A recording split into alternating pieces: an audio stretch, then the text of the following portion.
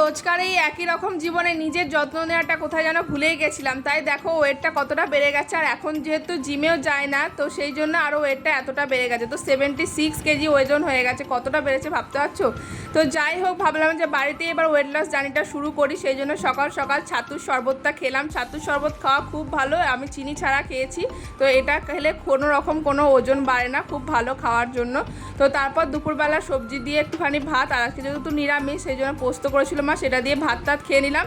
বিকেলবেলা আবার হাঁটতে বেরিয়েছিলাম, জোরে জোরে হেঁটেছিলাম। দেখো পুরো ঘাম ঝরে গেছে কতটা। তো এটা খুবই ভালো শরীরের জন্য।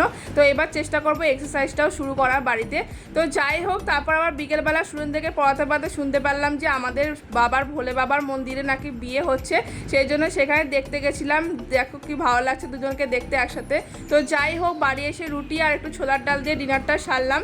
দেখা হচ্ছে তোমাদের সাথে আবার কালকের ভ্লগে। ওকে, বাই।